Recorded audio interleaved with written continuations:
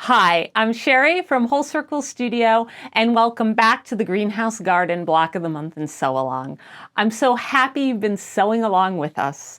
Today, I'm going to give you some tips as you begin to make your 12th and final greenhouse garden block. Hooray, we did it! Once you're done with this block, you'll be able to assemble the main lower greenhouse scene. I included all of the fabric requirements, cutting diagrams, instructions, and tips for assembling the quilt top in the Greenhouse Garden Assembly Instructions PDF. As you're joining your blocks, be sure to pay special attention to the steps so that you don't find yourself having to deal with partial seams. Also, in the Assembly Instructions PDF, I share when I like to remove the paper.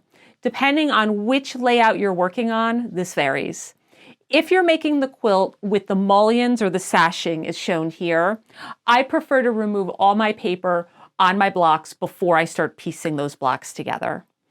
If you're making your quilt without the mullions or the sashing so that the blocks are right next to one another, I prefer to keep my paper on the blocks until after the quilt top is fully assembled.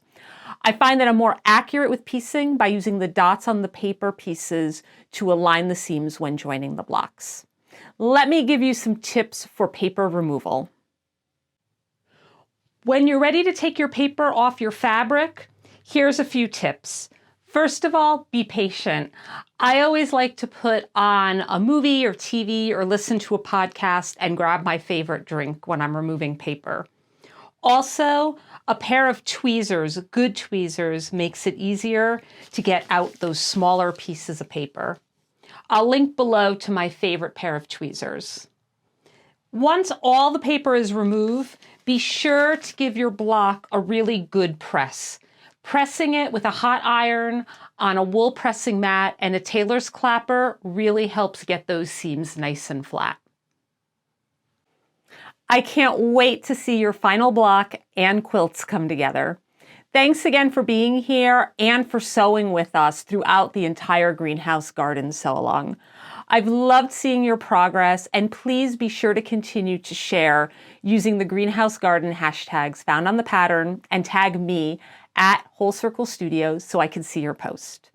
Or I'd love for you to email me photos of your quilt whenever you're ready to share. My email address can be found in the pattern. If you have any questions or comments, please leave them below. Happy sewing and quilting!